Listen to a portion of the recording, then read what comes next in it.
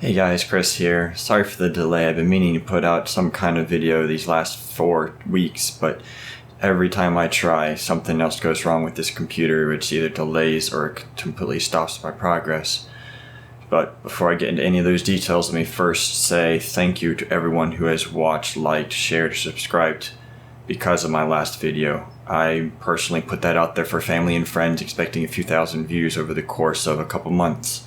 I never expect to get 3,000 views in 1 hour or over 100,000 views in the course of just a couple weeks. The support for that video was just way past my expectations. Now, as to the problems beside me, it's a problem right now. You can probably tell that only 4 of the graphics cards are plugged in and the tubing looks different than it did before. I'll put an image up so you can see the problem I had with the PETG tubing. I no longer am using it. I went to soft tubing. Beside me here, I have mocked up a little demonstration for you. This tube right here, this was going from my GPU block up to my CPU. This thing actually blew off, sprayed water everywhere inside that case. Luckily I was sitting right here and killed the power quickly, and I don't think anything was harmed because it still all works, but I'm having issues after the fact weeks later. And let me just show you how easy this one fitting is. Just little pressure and pops right off. I really didn't pull that hard. So I went to this flex tubing.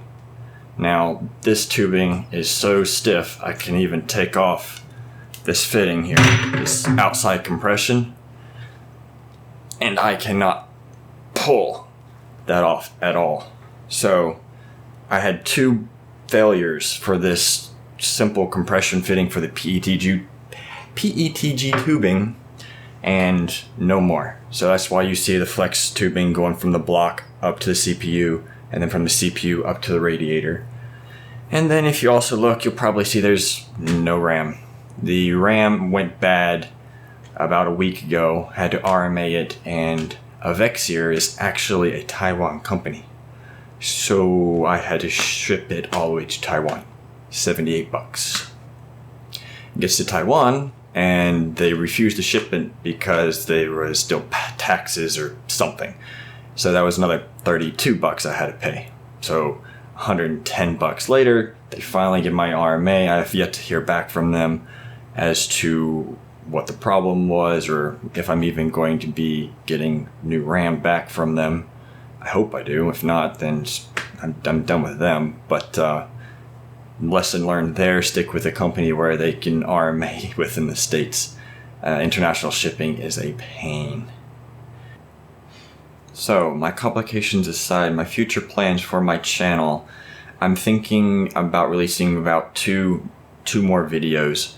One will be like a cinematic build video that's only going to be like 2 or 3 minutes, showing the key things to cool music instead of a full time-lapse video that a lot of people probably didn't even watch all of. But another video is going to be the Q&A.